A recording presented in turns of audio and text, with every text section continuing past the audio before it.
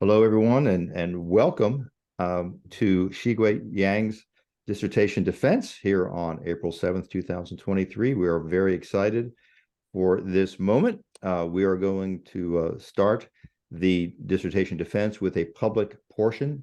We have a few guests here, so we're going to start with a presentation by Xigui that will last no more than 20 minutes. Then we will open it up for a public question and answer. And at that point, I will end the recording and we'll go into a private closed session between the committee and Xigui.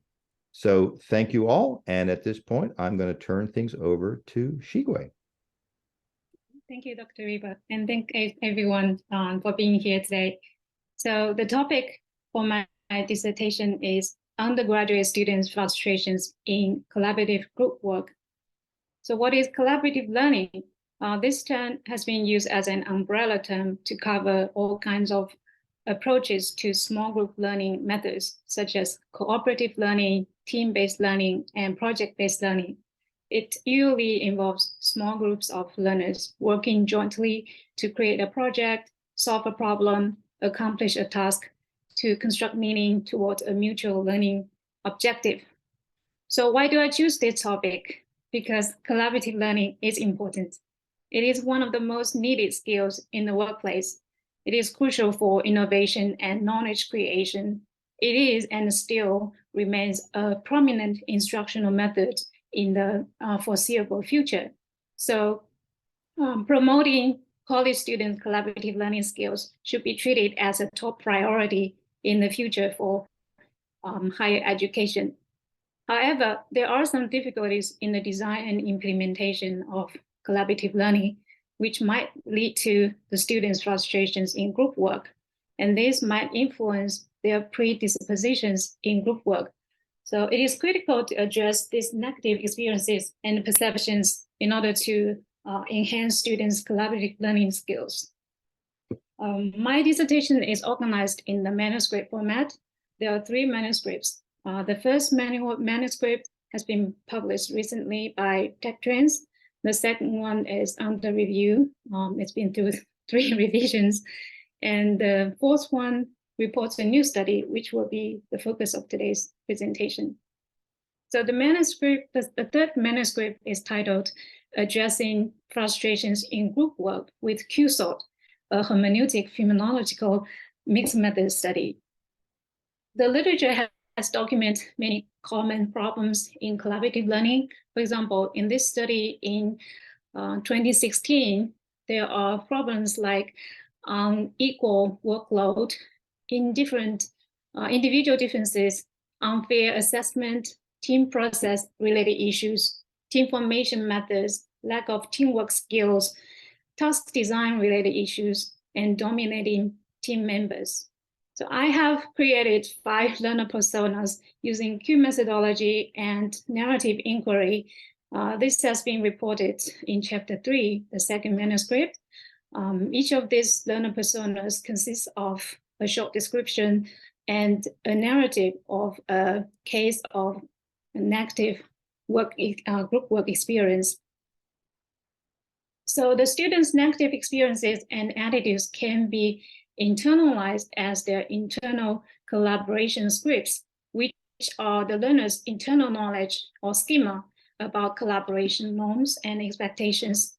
This in turn will influence how they perceive and behave in future group work.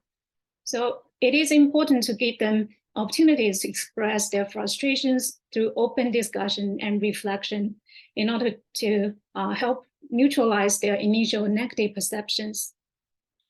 My study is informed by the theories of hermeneutic phenomenology and Q methodology. Hermeneutic phenomenology is a philosophy that describes and interprets the phenomenal experiential meanings influenced by people's consciousness, use of language, ways of thinking, and various presumptions. There's a key concept for my dissertation, fusion of horizons. Horizon is a metaphor for a person's subjective perspective. So our horizon is what we can see from a certain standpoint. Fusion of horizons can occur when our perspectives are merged. and our understandings are expanded through conversations, creating new perspectives and new understandings. And Q methodology is an integrally mixed method with a focus on the study of human subjectivity. It can be regarded as an alternative phenomenological research method because it is seeking meaning through exploring subjective accounts of phenomena from participants' perspectives and attempting to identify broad categories and common themes, and a commitment to collaborative engagement with the participants. My study attempts to address the need for the open discussion and reflection on group work with QSOT. There are 4 research questions. What are the students' perspectives on different sources of frustrations in collaboration? What do students report learning from the QSOT discussion? What was there evidence of fusion of horizons? How do the students resonate with the learner personas that I have created in the previous study? And what are the behaviors that students reported while working in collaborative groups after the QSOT discussion? So this research study has been designed as a 2-phase mixed method study. Phase 1 is before the group project, which is designed by the instructor. So this group project is independent from my research. Before the students are assigned to a group project, they complete an online QSOT and survey. There are 31 QSOT statements related to frustrations in group work. They rank ordered these statements from most frustrating to least frustrating. And the QSOT data were factor analyzed to reveal divergent and shared viewpoints among this group of students. And after that, after the data analysis of the QSOT, they will be assigned to a group discussion on the QSOT results and the learner personas. And the students with similar viewpoints were grouped together based on the QSOT results. And after the group discussion, they start to work on their group project. And I waited until they finished the group project to send out a post-project survey to ask them about their experiences in the group project. And also they're invited to participate in the interview to provide more details. The participants were students enrolled in EDIT 2000. 23 students participated in the QSOT and survey. 19 of them participated in the group discussion and reflection. 12 responded to the survey and 1 volunteered for the interview. The results. Research question 1. What are the students' perspectives on different sources of frustrations in collaboration? The QSOT data results show that there are 4 factors or 4 different viewpoints. I will explain each factor one by one.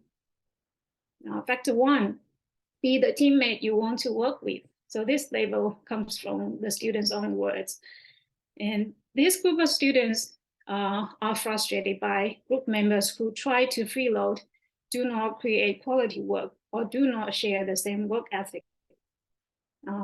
Quote, we think at that point, the purpose of group projects, which is to collaborate and learn from each other, does not matter, and it might as well be an individual assignment.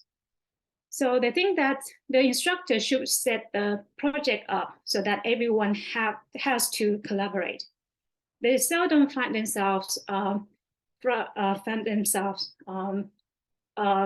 the instructions of assignments unclear or ambiguous. They are not so focused on their relationships with their team members, as long as everyone can work together and get the work done.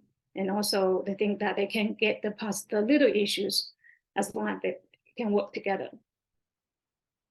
Factor 2, be smart and do your part. Students associated with this factor prefer to work independently instead of in groups. They think that their contribution to the group work should be recognized and graded fairly or even individually, even if it's done in a group setting. Quote, everyone needs to put in the same amount of work to receive the same grade. Students who freeload a group project should receive 0. They think that the professor should take corrective actions to resolve problems like freeloading. And so they are more likely to reach out to the professor about such problems, and they would feel very frustrated if their communication is ignored. And they feel that they can work with anyone in a professional manner. But some of them might have trouble using technology. Factor 3, teamwork makes dream work. This group of students care about both the fairness in grading and group dynamics. They might prefer to work independently, but they still hope to communicate well with their group mates and be supportive to each other when they're put in a group. Quote, "We all are more trying to put the most weight in a group project than being the one that does nothing. We always give ourselves the hardest part when slipping up group assignments." They do not object if a group project does not teach them anything new, because they think that not all the situations are teaching you something. And they disagree on the effectiveness of peer evaluations. They think that technology is important and college students are tech savvy, so they don't have any issue with technology. And it is difficult to collaborate without face-to-face communication. Factor 4, communication is key. This group of students think they prefer independent work because they think it allows them better control of their grades and better ability to focus on the topic. They think the professor should make clear instructions and provide just-in-time support. They care about the quality of the final project and actually learning something from it. And they think that bonding with a group is not necessary. And they value the key role of communication and not bothered by the absence of face-to-face communication. Quote, "The excess stress of scheduling meeting times, methods of communication, assigning of tasks to members is not necessary." So they are okay working remotely with each other. And then technology allows effective communication and better independent learning. So just now I showed the different opinions, but all of the 4 factors actually have some shared perspectives. For example, they ranked very similarly in the Q-sort for these statements, like statement 1, 3, and 21.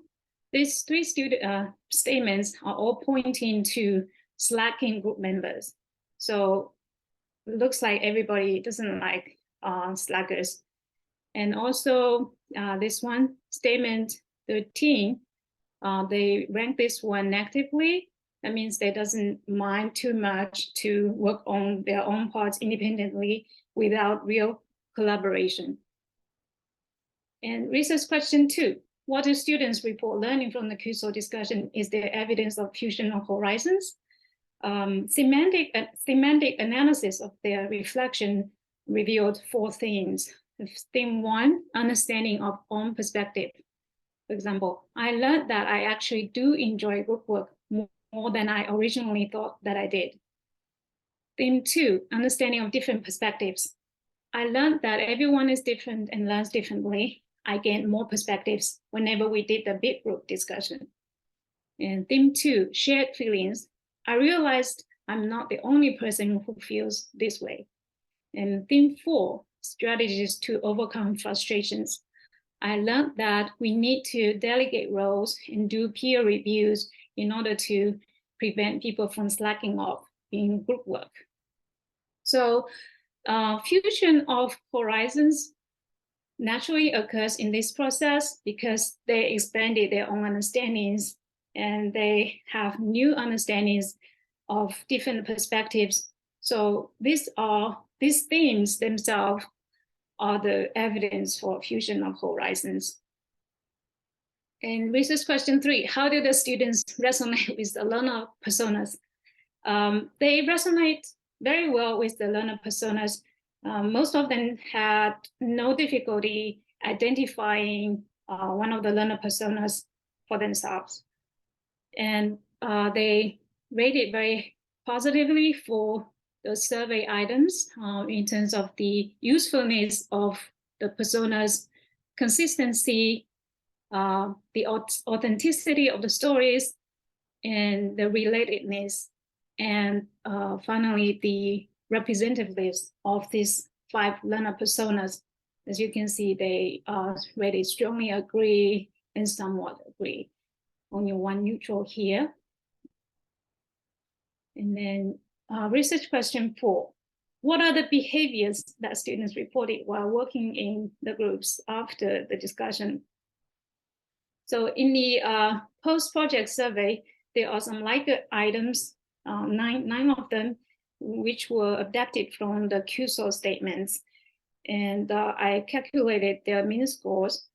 And you can see from here that most of them gave a very high rating, more than, higher than 4. Only one, this one is a little bit lower. And also they have a multiple choice question to explicitly indicate if it is a positive, negative, or neutral experience for them. So, out of the 12 participants, only one rated neutral, all the others rated as positive. They chose positive experience for their group work. And also there are some open-ended questions for them to further explain their choices. So we can see from this table that they are, most of the respondents had high ratings and also chose the positive experience of their group work. But there are 2 exceptions. Student number 5 and number 18. For student number 5, the rating is high, 4.9, but still it's a neutral experience, not positive. So she explained that the group did seem to be of like-minded people in relation to group work, but some members did not participate as much as others. And she thinks that I should have encouraged quieter members to speak up more. She feels like she has had some responsibilities for that. And student number 18 had a lower rating, but still thinks it's a positive experience. The explanation is that no issues or arguments, the work got done.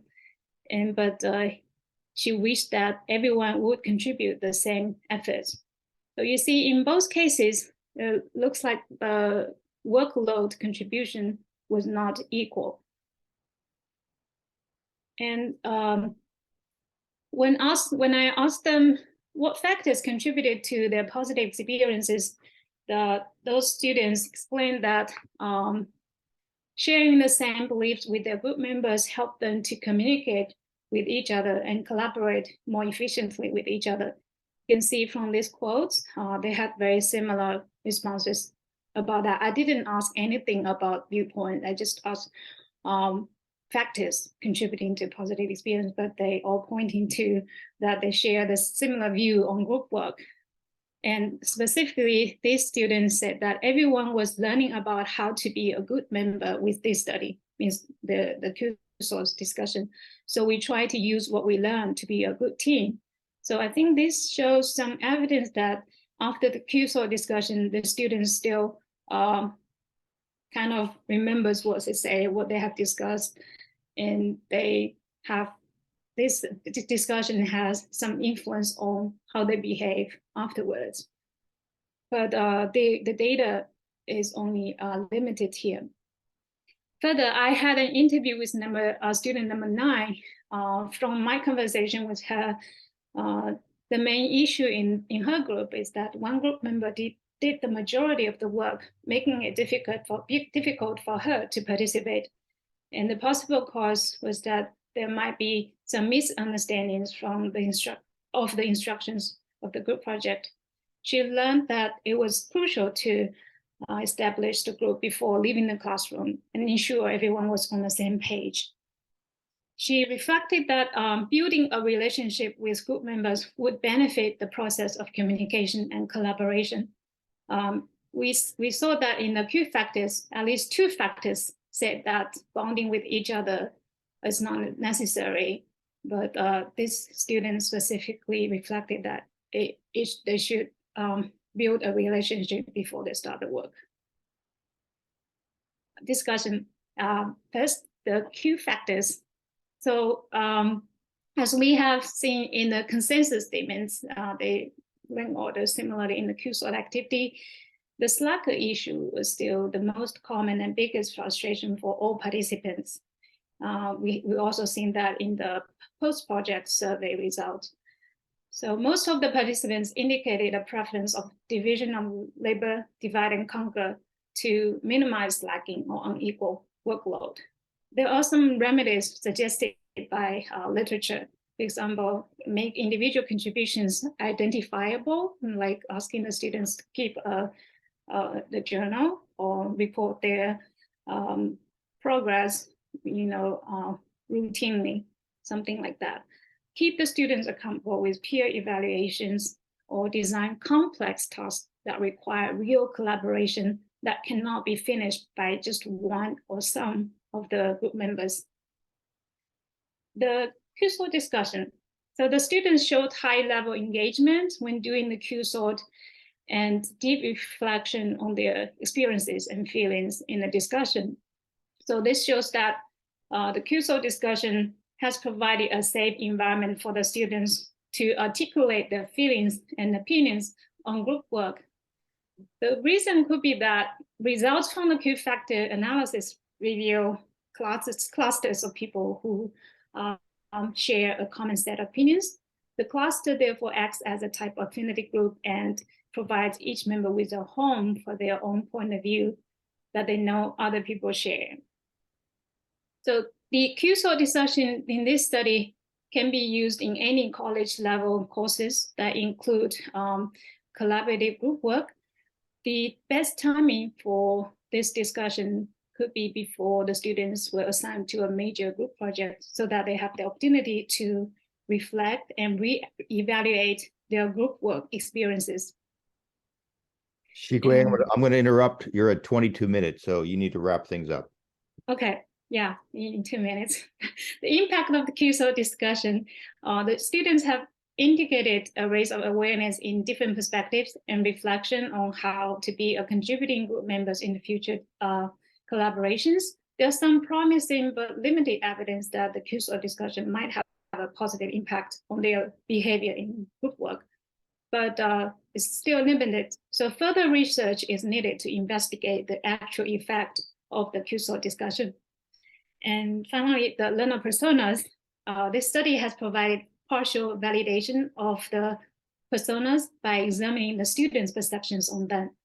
And these personas can be used as an alternative for group discussion on collaborative learning experiences, because the Q-sort discussion still requires some working knowledge of Q methodology, which might be intimidating for some people. So further research should be done to evaluate how other end users, such as faculty and instruction designers, perceive these learner personas and how they actually use them in the design and development of collaborative learning environments. So this is all for my presentation. Thank you all for listening. Any questions or comments are welcome. Thank you all. I'll stop sharing. Yes, thank you very much. That was very good. Really interesting. So yes, we will now open it up for general question and answer, mainly from the visitors, but the committee can do as well. But this is still the public portion of the meeting. So I am looking at my chat. I'm looking at the participants. See if any hands go up. We'll see if we have a question or comment that you would like Xigui to answer or comment back.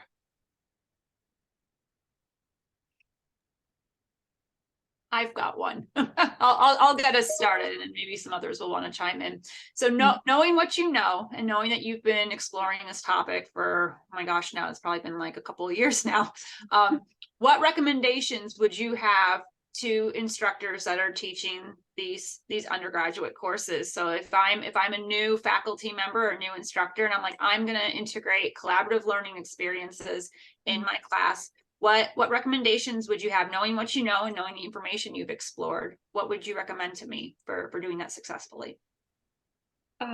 Yeah, the answers might be different according to how much teaching experience the teachers have, But I think generally speaking, I would recommend that don't assume that the students know how to collaborate with each other.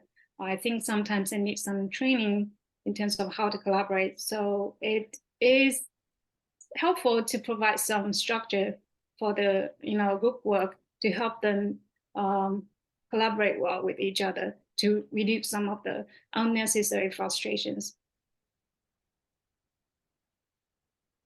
Thank you. Anyone else?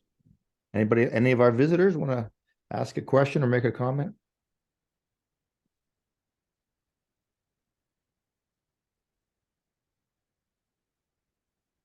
Okay, very good. So with that, we are now going to end the public portion of the dissertation defense. I really thank all of our visitors for coming to hearing about a very interesting dissertation study, and also, of course, here to support Xigui as well.